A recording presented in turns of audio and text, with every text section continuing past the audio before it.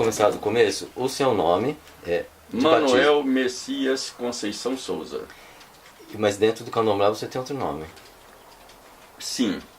O candomblé de matriz angolana, quando a pessoa é iniciado, recebe um nome como é o muçulmano, como foi aquele lutador Cassius Clay, que quando se iniciou no islamismo passou a ser Muhammad Ali. Então o candomblé angolano é o único que tem isso, esse é o nome. Então tem o nome de Quilioba, com K. Y, K-I-L-Y-O-B-A. Quer dizer, eu sou de Ansan Quilioba, a esposa preferida do rei. Obá é rei. Como que foi a sua aproximação com o candomblé? A sua família já é da tradição? Não. E eu tive um problema de visão aos 13 anos por aí, eu não me lembro bem o que era, não foi bem explicado para mim. Que problema foi esse? Meus pais eram católicos. Aliás, católicos frequentadores do catolicismo. E eles tinham horror a qualquer tipo de coisa que se chamasse espiritismo. Mas ele se dava muito com o meu zelador, meu iniciador, porque eram da mesma profissão, alfaiate. E um dia alguém disse para ele, leva o menino lá e tal, que médico também era difícil, ele não confiava muito em médico, alguém disse que eu talvez tivesse que operar, e por aí foi. O meu início conhecimento foi por isso.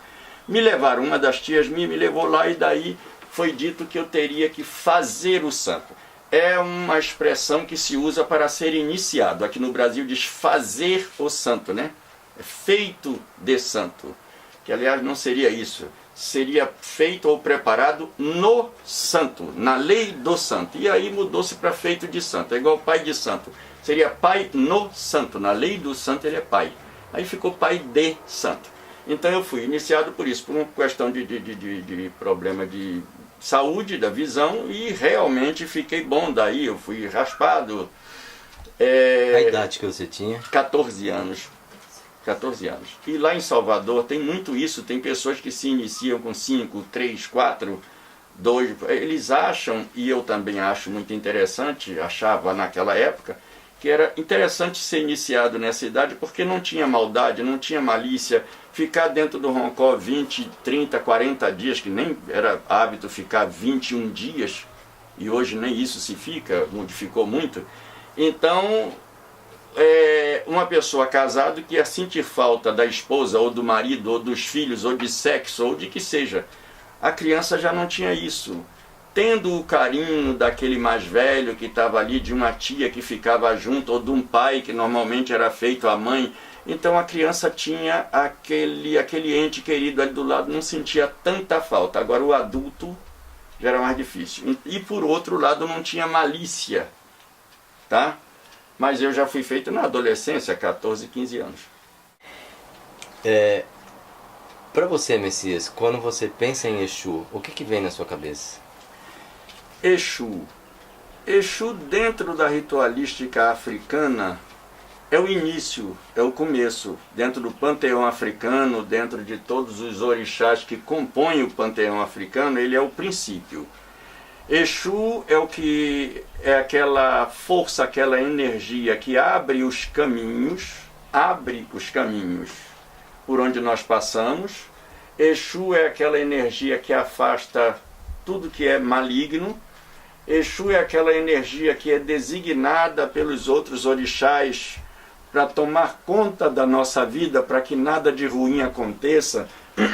Exu, inclusive, Exu é chamado guardião. Exu seria, inclusive, aquela energia que nos tiraria, depois eu digo por que eu estou colocando isso no passado, de vícios, bebida, cigarro, qualquer dependência, drogas. Por que dependência? Porque o ser humano ser dependente daquilo é muito ruim. Muitos convivem bem com isso, outros se degradam, se acabam e etc. Bom, e o Exu é o responsável a não deixar que você entre por esse caminho. Tanto é que para Exu nós damos bebida, nós damos cigarro, charuto, lá o que for, para que ele absorva essa energia, perdão, e que isso não tome conta, não nos domine. Quando eu olho Exu, eu olho como um irmão, um guia. Agora, um irmão que é... Como é que se explica Exu? Ele é brincalhão, Exu é brincalhão, Exu nos prega peças, tem horas, Exu é arteiro, Exu ele tem artimanhas, o Exu é o peão, Exu é aquele que não sabe quase ler nem escrever em se tratando de matéria, entendeu? Mas ele é autodidata, ele sabe tudo, ele não precisou de uma escola para saber o que muitos formados aí sabem. O Exu entra em qualquer lugar, o Exu ele tanto se dá com um mendigo, como ele se dá com o desembargador. Estou comparando com matéria. O Exu ele tem acesso a tudo, e todos os orixás têm o seu Exu para que resolvam os seus problemas. O orixá recorre a Exu. Todos os orixás têm que recorrer a Exu. Para se abrir um trabalho em candomblé, para se abrir... A palavra em candomblé não é essa, mas eu vou dizer, como diz na Umbanda, uma sessão, um toque, um xirê, entendeu? Tem que primeiro se louvar Exu. Primeiro é Exu. Exu vem, limpa ali a casa, faz e tal, despacha-se o padê lá fora para Exu ir comer lá com quem ele queira lá fora. O ambiente está limpo, aí começam os orixás a chegarem. Exu limpou o ambiente. Então Exu é isso, Exu é o guardião. A sua experiência pessoal, no seu dia a dia, como é que você lida com Exu? Você faz oferenda? Sim. Oferenda. Fazemos tanto para Exu como para todos os outros orixás. Isso daí é uma prática que tem no candomblé, que os africanos... Por que das oferendas? Eu vou me demorar um pouquinho que eu tenho que explicar. Por que das oferendas? O africano acreditava, como nós acreditamos, que tudo na natureza tem um guardião, tem um orixá. Essa palavra orixá é de vertente nigeriana, do dialeto iorubá, que quer dizer ori, cabeça, ixá, comando. Orixá é aquela força que comanda a cabeça. Então, resultado, o africano achava, e que é uma verdade para nós, que tudo na natureza, as matas, cachoeira, rio, mar, pedra, tem um orixá que comanda aquilo. Se ele ia pescar, ele sabia que o rio tinha um orixá que tomava conta dos peixes, que protegia os peixes. E ele, na intenção de não agredir aquele orixá e os seus protegidos, que eram os peixes, ele pediam licença, porque ele tinha que se alimentar. E o peixe era um dos tipos de alimentos que tinha ali à porta da casa deles. Então eles pediam licença, pegavam aqueles peixes para sustentar a sua família. Desses peixes, eles davam, o percentual é meu, entenda bem, abro aspas, eles davam 0,001% para aquela entidade de presente. Então preparava aquele peixe com temperos lá que eles achavam que era interessante, o que era mais bonito, o que era mais gostoso para eles, e ofereciam para a dona do rio, que é Oxum, por terem pego alguns peixes. Se eles iam para as matas que pertencem ao Oxóssi caçar algum animal, daquele animal eles davam oferenda, agradecendo por Oxóssi ter dado para eles. Fruta era a mesma coisa, folhas que pertencem ao Ossan, eles pegavam aquelas folhas, usavam, tanto é que nos banhos nós usamos as folhas, depois não jogamos fora no lixo nem nada, devolvemos aquelas folhas à mata, porque se elas não servirem para mais nada, serve para adubo. Então oferecemos a Exu exatamente porque ele nos abre o caminho, ele nos traz alegria, ele nos traz dinheiro, ele nos livra dos inimigos e tal. É como forma, isso é um pouco até agressivo dizer que é um pagamento, mas vamos lá, é forma de um pagamento. Se o doente quer canja, canja no doente. Se eles gostam dessas oferendas, então damos a eles essa oferenda em troca do que eles nos deram. Então são feitos, respondendo a sua pergunta, oferendas por esse motivo.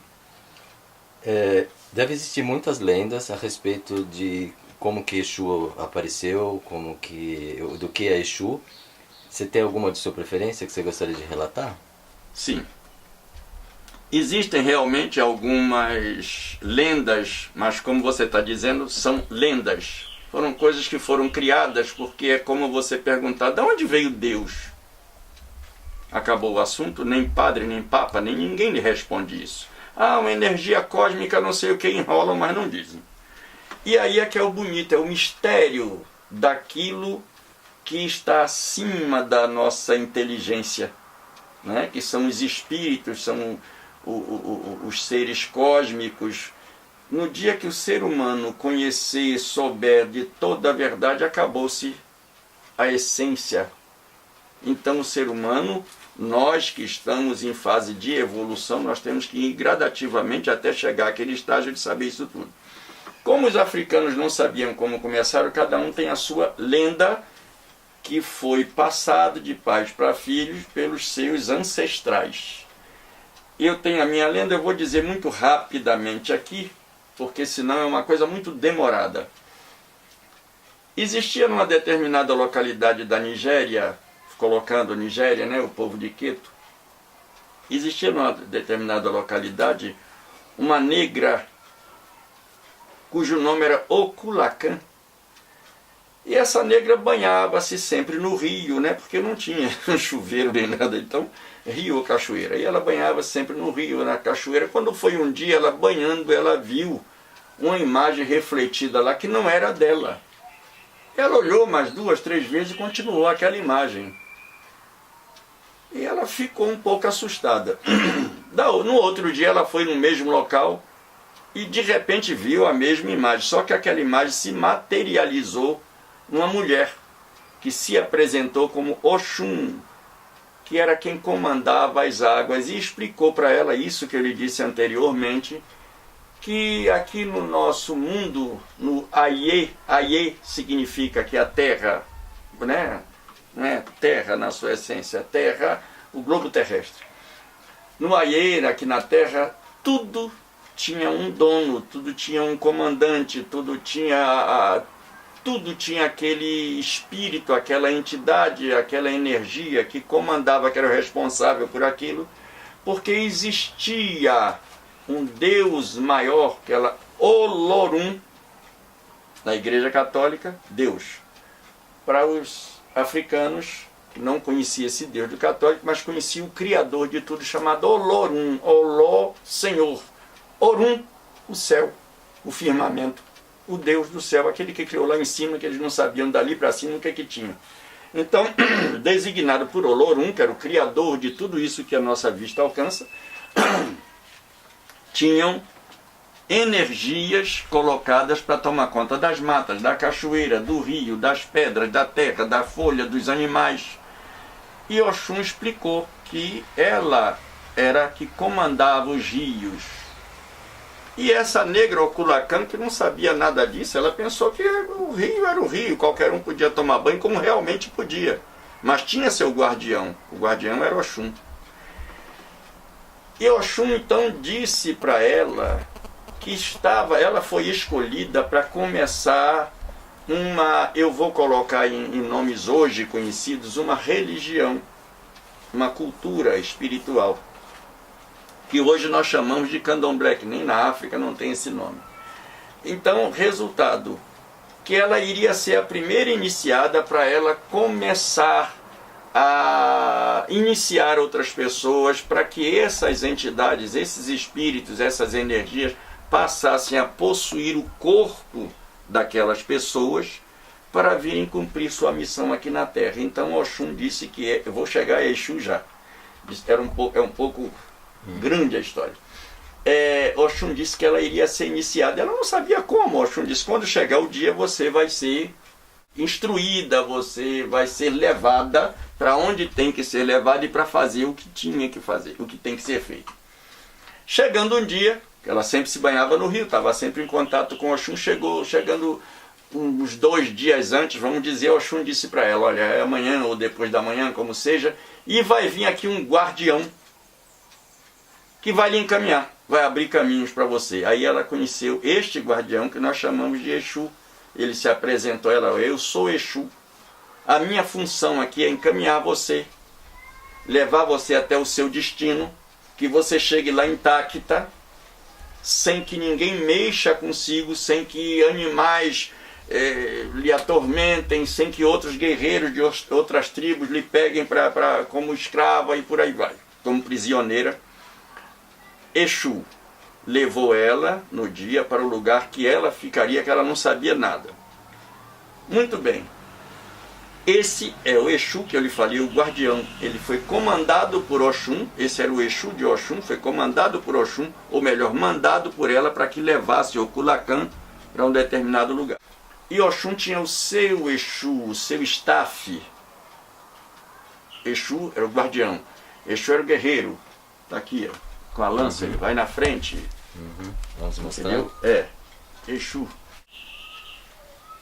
Ótimo. Então, Exu a conduziu até uma caverna. Mas pelo caminho ela foi conhecendo os outros orixás. Ela seria a primeira iniciada. Então Exu apresentou ela, num certo ponto da estrada, para o irmão dele mais velho, Ogum. Esse é Ogum.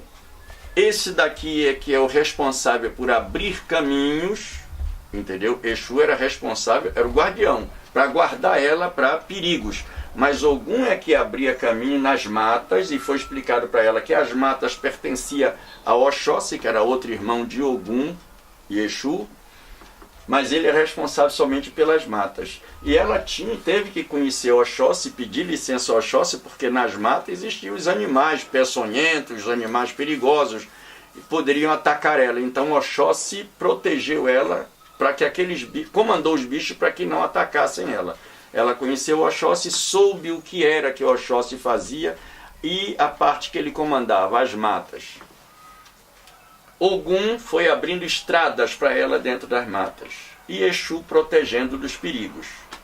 E ele apresentou mais à frente Ossan, que era o responsável pelas folhas, que ela iria para uma caverna, e Ossan doaria as folhas para ela para fazer de cama, de colchão, onde ela ia dormir, folhas de bananeiras grandes e outras folhas, que seria a cama dela durante aqueles dias que ela tivesse em reclusão, que hoje nós chamamos recolhimento. Está recolhida para o santo. Era uma reclusão. Então Ossan cedeu as folhas e ela foi levando.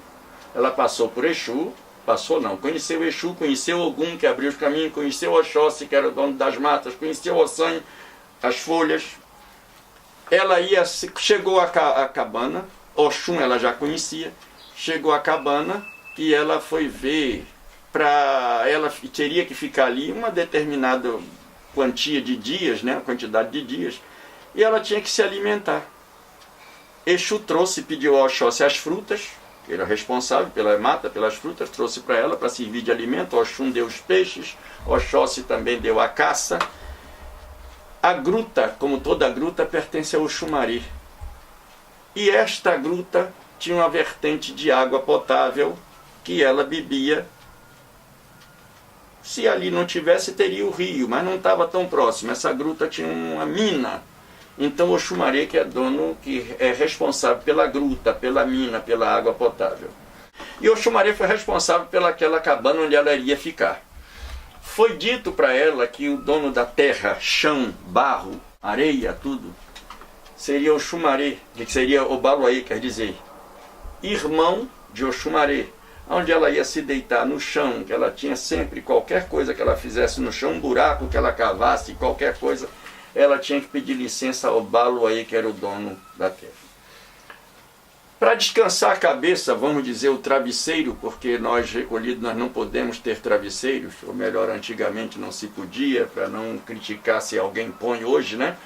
Mas não era permitido o travesseiro, então foi dado para ela uma pedra, onde ela ia deitar nas folhas, descansar a cabeça naquela pedra, e a pedra foi explicado para ela que era elemento de outra energia chamada Xangô, Você vai vendo aí que todos os orixás se unem, se entrelaçam.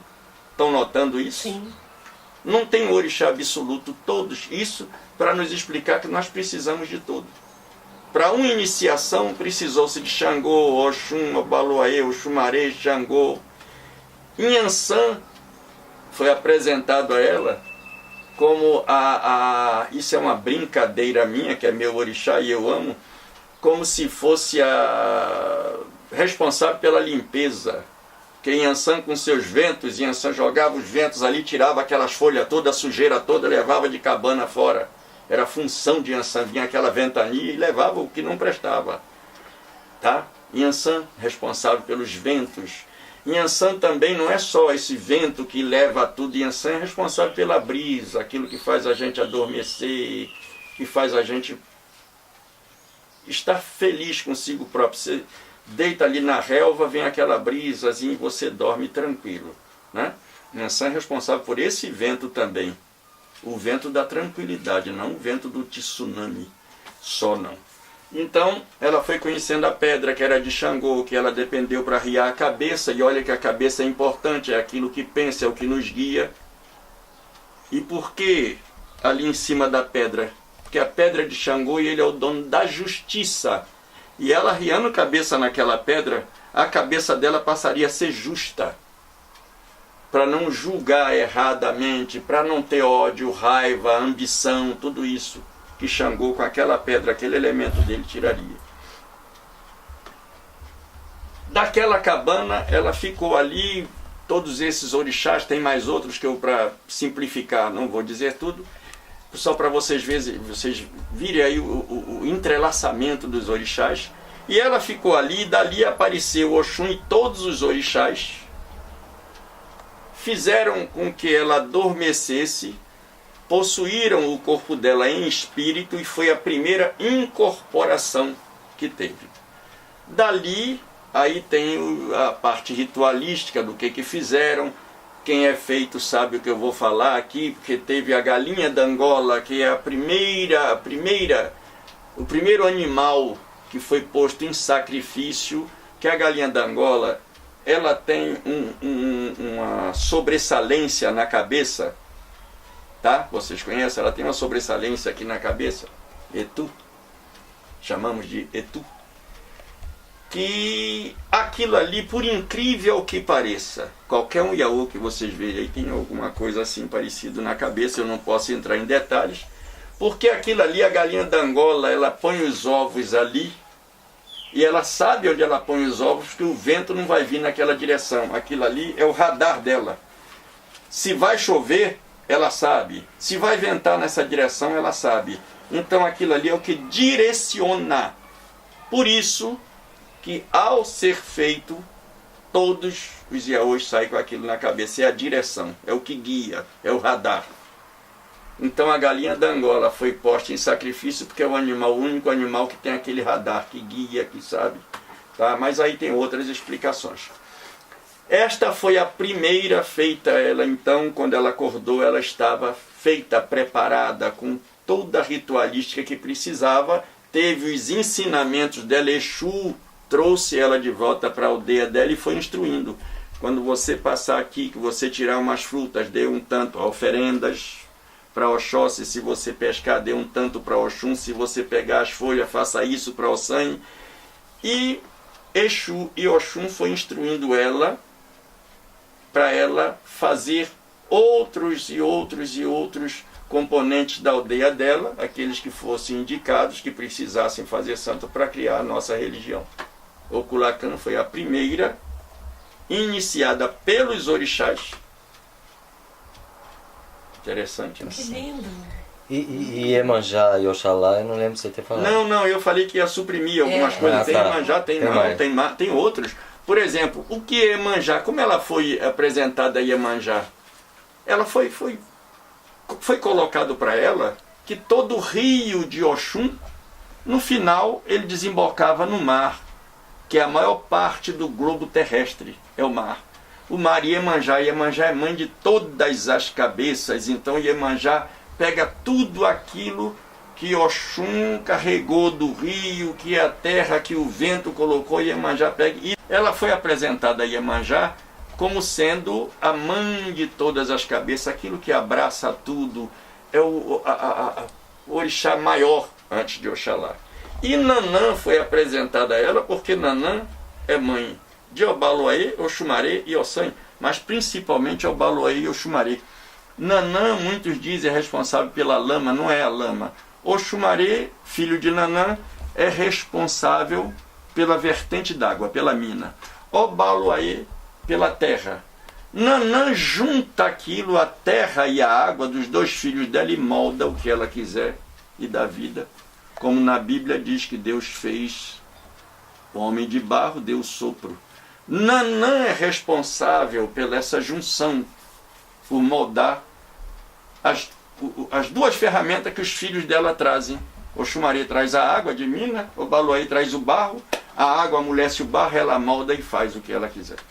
E une os dois num só, a água e a terra. Porque aonde nós furarmos aqui na terra, vamos encontrar água. Daqui a 100 metros, 200 metros, a água e a terra estão juntos, Obaloaê e Oxumaré.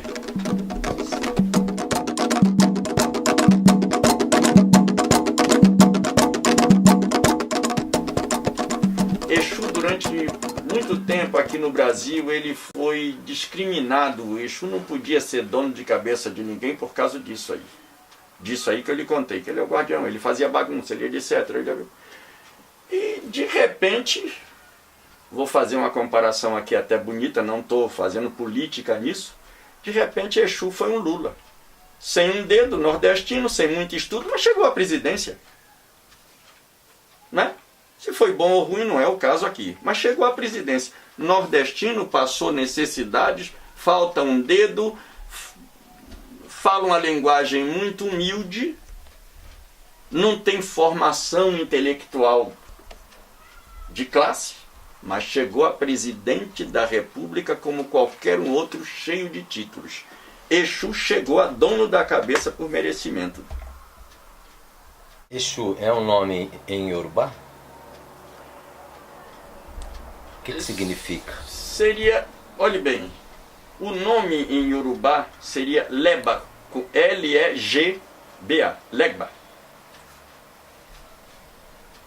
Leba, o que seria Leba? É exatamente isso que eu digo. É o guardião, é o peão. Aqui no Brasil ficou mais conhecido como Exu. Lá na África, na Nigéria, tinha várias regiões com dialetos. Então, algum lugar chamava isso aquilo. O que, para você entender, tudo é Brasil, né? Lá na Bahia, grampo de cabelo chama Missi. Aqui é grampo de cabelo, não sei em São Paulo como é. Em Pernambuco é biliro. Tudo Brasil. Regionalismos que lá nós chamamos dialetos. Entendeu? Então tinha lugares que era, o mais usado era o Leba, com esse G mudo. Em alguns outros lugares, Exu é o portador dos recados, era o mensageiro, era o guardião, quer dizer isso. Exu não tem realmente começo nem fim. Não tem começo nem fim. Exu é o primeiro. Exu é o número, em falar em número, seria o número 0. Por que o 0? É o começo. O 0, ele não significa nada, mas não significa nada. 0 vezes 0 é 0 e por aí vai. O 0 o que é? 0 roupa, 0 sapato, 0 é nada. Porém, acoplado a um outro número, vamos colocar esse número como orixá, ele passa a ser alguém. O 0 atrás de 1 é 10. O 0 atrás de 2 é 20. Olha o valor que o 0 tem. Se ele for comandado por um orixá, Exu comandado por um orixá, Exu sozinho vai fazer bagunça. Se ele for comandado por um orixá, então vai fazer bagunça. Por quê? Porque não foi bem explicado fazer bagunça. Ela ali me olhou assim. Vai fazer bagunça por quê? Porque ele acha que é absoluto, ele pode fazer o que for, e ele às vezes não tem esclarecimento para tanto. Exu é aquela personalidade que se dá muito bem com você, ele lhe beija, lhe abraça, eu te amo, etc. E uma coisinha que você fizer, ele fica com raiva, se bobear, quer lhe matar. Quer dizer, é 880, 800, sei lá, ele não tem muito meio termo. Então tem que ter alguém, esse alguém chamamos de orixá, para controlá-lo. Como nós, se tivéssemos um filho também assim, eu tenho pavio curto, a gente tem que... Olha, não é assim não. Entendeu? Entendi. Exu não tem começo nem tem fim. Exu, ele não tem assim pai e mãe, apesar que todo Exu é filho de Iemanjá. Mas ele não tem um pai, uma mãe, uma família que controle ele. Ele tem os orixás a quem ele pertence ou obedece. Se ele não tivesse esses orixás, ele fazia o que queria. Não tinha controle.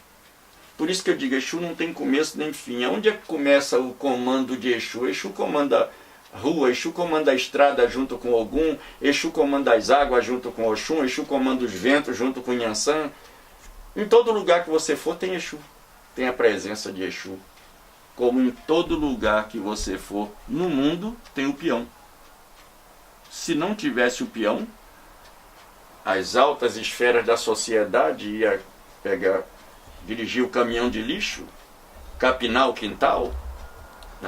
Não ia ficar difícil, eles nem sabem fazer isso. E Exu faz isso com a maior tranquilidade.